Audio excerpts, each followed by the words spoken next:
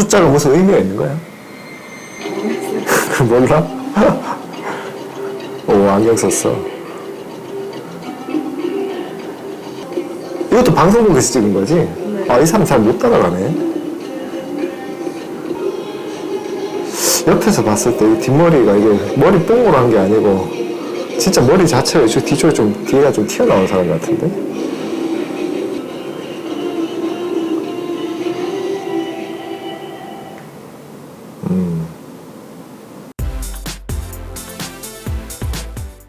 네, 안녕하세요 여러분. 더하다 성형외과 이종훈입니다. 자, 오늘도 오랜만에 돌아온 이제 새해 첫 이제 얼굴 분석. 이분 이름이 뭐라고요? 선우. 더보이즈.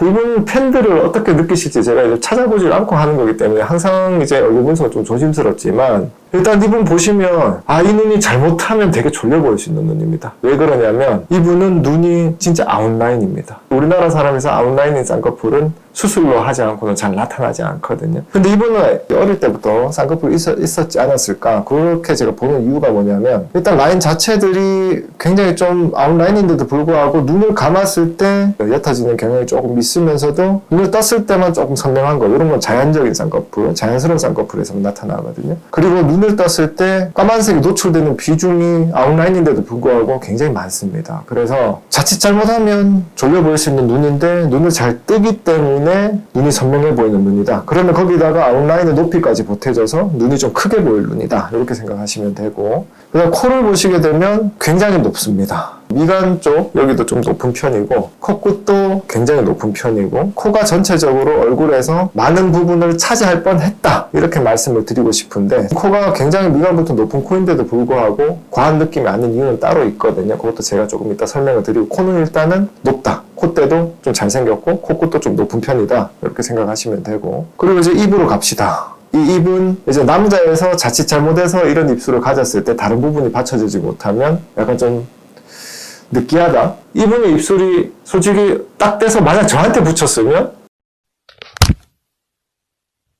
적당히 해라. 그것도 마찬가지로 이분은 그런 입술을 갖고 있지만 그것도 커버하는 다른 요소들이 있습니다. 그래서 입술도 좀 도톰하고 앞으로 튀어나왔다. 그래서 각각의 요소들이 크기가 좀 큼직합니다. 그런데 여러분들이 이 사람 얼굴을 봤을 때 크다고 느끼지 못하실 거예요. 왜냐하면 얼굴에서 다른 동양적인 요소 또는 이제 동안적인 요소들이 얼굴에 동시에 좀 나타나는 부분들이 많거든요. 그거 중에 하나가 뭐냐면 이분 같은 경우에 상 하나, 여기 이 부분 있잖아요. 이 부분이 그렇게 심하게 튀어나오지 않았습니다. 이게 많이 확 튀어나오지 않았기 때문에 만약 이거까지 확 튀어나오고 눈까지 이런 모습이었으면 이분은 굉장히 외국 사람 같은 이미지가 있을 거예요. 근데 눈은 저렇지만 이게 확 튀어나오지 않아서 눈에 그늘이 많이 지지 않고 눈만 부각되고, 그렇기 때문에 약간 동양적인 느낌을 가지게 되고, 그 다음에 이제 볼을 보시게 되면 우리가 앞광대라 부르는 부분은 이 부분이고요. 이제 앞볼이라 부르는 부분, 이 부분을 보는, 이제 이 부분을 지칭한다고 이제 편의상 알고 계시면 되는데, 이 부분이 있는 거하고 없는 거에 어떤 차이가 있냐면, 여러분들 아기 얼굴 보신 적 있죠? 이마 볼록하고 앞볼 볼록하고 턱은 작고 코는 작고 이런 식으로 해서 오목조목하게 각각의 시선이 분산되는 포인트가 나눠지면서 이제 동안적인 요소를 가지게 되는 게 아기 얼굴인데, 이분이 그걸 가지고 있습니다. 그러니까 앞볼이 굉장히 조금 도톰하게 좀 튀어나왔죠. 그래서 이제 이렇게 셌던 다른 부분들이 좀 묻혀가는 거예요. 이해 가시죠?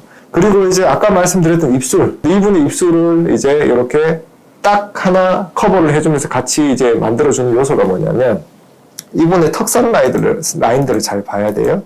저걸 옆에서 봤을 때는 이 부분, 사각턱이라 부르기도 하고, 이 부분에 뭐가 있냐면 교근이 있습니다. 교근이 뭐냐면 여러분 음식 같은 거 씹을 때 빡빡 끌어올려주는, 우리가 보톡스 맞아서 줄이는 그 부분 있잖아요. 그 부분이 이 사람 앞에서 봤을 때 말고 옆에서 봤을 때 좀 큽니다. 이런 턱이 주는 느낌은 어떤 거냐면 좀 섹시하게 보이게 한다, 이런 느낌이 조금씩 있거든요. 그래서 이렇게 약간씩 굴곡이 있으면서 내려오는 V라인에 가까운 얼굴은 약간 남자다운 인상을 여기서 더해주기 때문에 얘가 조금 튀어나와 있어도 우리가 봤을 때 눈에 딱 들어오는 부분들이 있기 때문에, 여기하고 여기는 조금 동양적인 느낌, 그 다음에 코하고 눈하고 입하고 요 느낌은 좀 서양적인 느낌, 그 부분들이 조화를 잘 이뤄서 결론 하나죠. 항상 잘생겼습니다.